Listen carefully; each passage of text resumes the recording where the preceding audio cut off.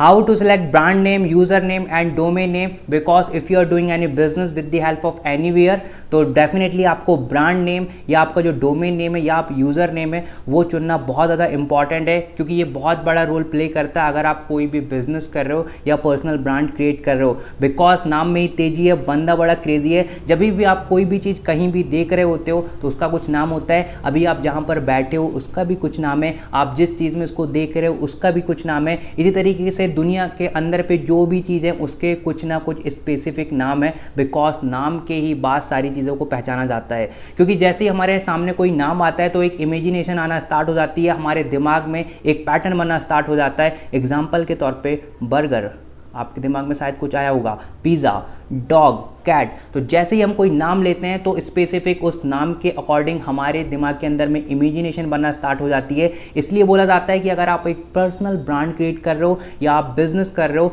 तो आपके पास एक अच्छा सा डोमेन नेम, यूज़र नेम या ब्रांड नेम होना चाहिए, क्योंकि ये आगे जाके डिसाइड करता है कि लोग आपके लिए किस तरीके की इमेजिनेशन बना रहे हैं। सो आज के इस वीडियो में मैं आप लोगों को बताने वाला हूँ कि किस तरीके से आप ब्रांड नेम सेलेक्ट कर सकते हैं। तो कभी भी आपको अगर ब्रांड नेम, यूज़र नेम या डोमेन नेम सेलेक्ट करना है तो आपको कभी भी परेशानी नहीं जाएगी और आपको कहीं और यहाँ वहाँ भटकना नहीं पड़ेगा।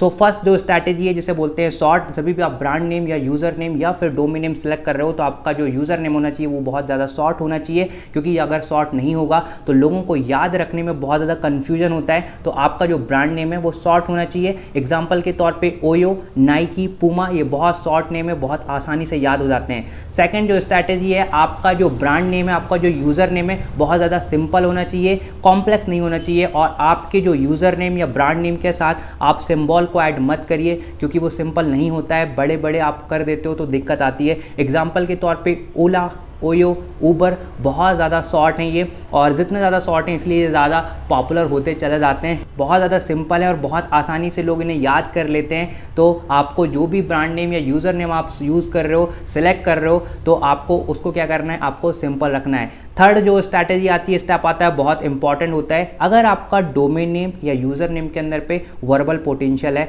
तो भी ये बहुत ज़्यादा इफेक्टिव साबित होता है। ये वर्बल पोटेंशियल क्या होती है मैं आप लोगों को बता देता हूँ। जिस तरीके से गूगल के बारे में आपको पता होगा है कि इसकी कोई भी डेफिनेट मीनिंग नहीं होती है।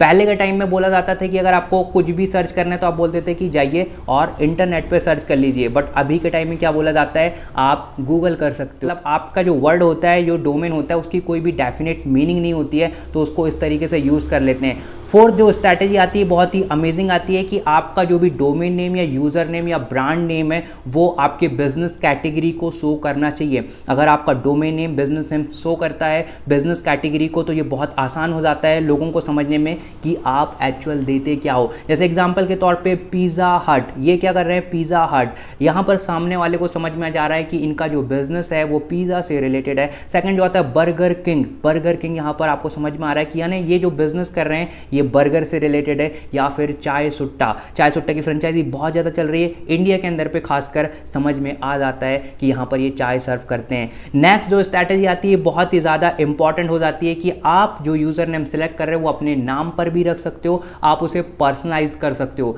मतलब अगर आपका नाम अच्छा है तो आप उस नाम से रख सकते हो, ये भी काफ़ी अच्छा यूज़ होता है इसका, और ये डोमेन नेम काफ़ी ज़्यादा मशहूर हैं। अगर इंडिया की बात करें तो इंडिया में टाटा ने अपने नाम पर रखा। आज सभी लोग जानते हैं टाटा को कि वो किस लेवल पे वर्क कर रहे हैं। सेकंड जो HRX की हम बात करें, जो ब्रांड है, क्लोथ का ब्रांड है, ऋतिक रोशन का ये ब्रांड है, बहुत ही अमेजिंग ब्रांड है, सभी लोगों को पता है। नेक्स्ट जो एक और हम एग्जांपल की बात करते हैं, अरमानी, बहुत बड़ा वर्ल्ड लेवल पे ये ब्रांड है क्लोथ। तो अगेन ये क्या है, पर्सनल ब्रांड, यानी उनके खुद के नाम पर इसे रखा गया है।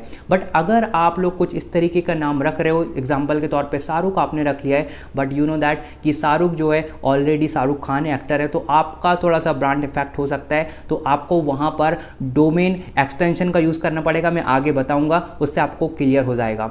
जब भी आप नाम रख रहे हो खुद का तो देख लें कोई वो बहुत ज़्यादा कॉम्प्लेक्स तो नहीं है, हार्ड तो नहीं है। तो अगर वो सिंपल है, ईजी है, तो आप उसको रख सकते हैं। नेक्स्ट स्टेप एंड स्ट्रैटेजी आती है आपका ब्रांड नेम, यूजर नेम थोड़ा सा होना चाहिए यूनिक। अगर आपका ब्रांड नेम यूनिक है तो डेफिनेटली आप अटेंशन पा लेते हो, और पूरा गेम आज के टाइम में अटेंशन का है। जैसे एग्जांपल ले लेते हैं GoPro, ये कैमरा का ब्रांड है, बहुत ही अमेजिंग है। लाइक GoDaddy ये डोमेन देते हैं, थोड़ा सा यूनिक है। जितना ज़्यादा यूनिक रहेगा, YouTube जैसे हुआ थोड़ा सा एक अलग था, यूनिक था, तो आपका जो डोमेन होना चाहिए वो थोड़ा सा अलग होना चाहिए। जैसे हमने भी हमारा जो डोमेन रखा हुआ है वो है डिजिटल साम्राज्य, साम्राज्य को हम डिजिटली बना रहे हैं, थोड़ा सा यूनिक होना चाहिए। नेक्स्ट दो स्टेप और स्ट्रैटेजी आती है जो कि बहुत बड़ा रोल प्ले करती है कि आपका अगर यूज़र नेम या डोमेन नेम आप ले रहे हो या ब्रांड नेम ले रहे हो तो उसमें क्या आप राइमिंग वर्ड दे सकते हो और उसका साउंड क्या बहुत अच्छा आ सकता है। एग्जाम्पल के तौर पे रोनाल्ड मैकडोनाल्ड, मंच क्रंच, इस तरीके के राइमिंग। तो यह क्या होता है कि लोग इसको आसानी से प्रमोट कर देते हैं और काफ़ी मज़ा आता है इस तरीके के चीज़ों को प्रमोट करने में।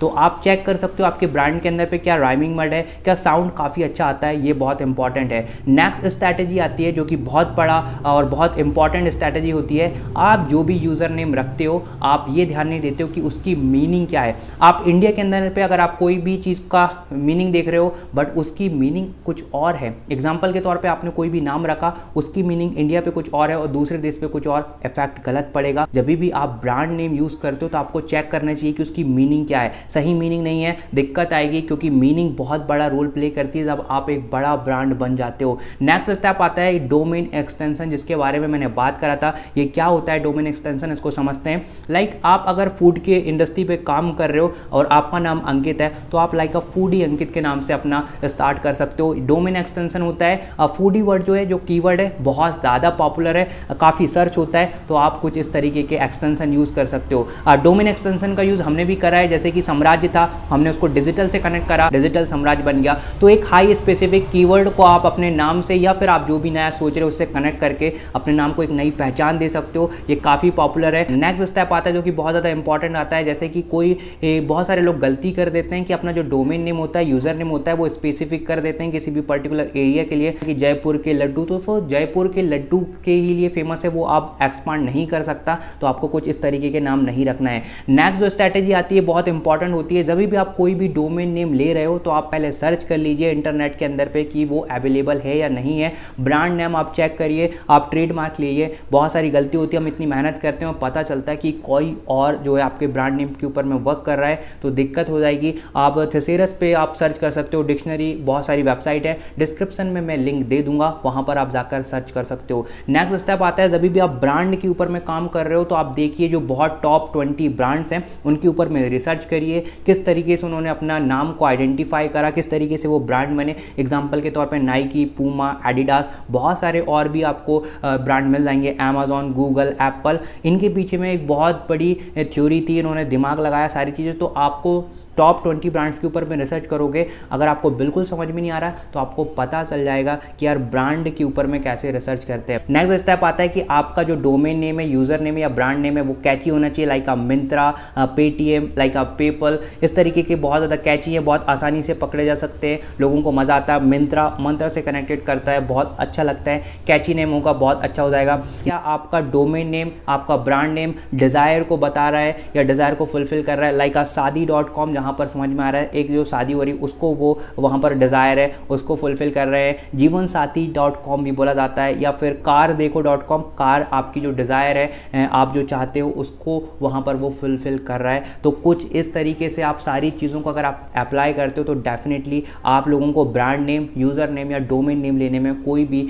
दिक्कत नहीं जाएगी। एंड लास्ट जो स्टेप आता है जिसको आपको बिल्कुल ध्यान रखना चाहिए, प्रोटेक्टेबल। आप जब भी कोई भी यूज़र नेम, ब्रांड नेम या फिर आप अपना रजिस्टर्ड करा रहे तो देख लीजिए ट्रेडमार्क मिल रहा है या नहीं मिल रहा है, वो लीगल है या नहीं है, वो आप ले सकते हो या नहीं ले सकते, क्योंकि एक कंपनी कन्वर्ट करते टाइम में आपको दिक्कत जा सकती है।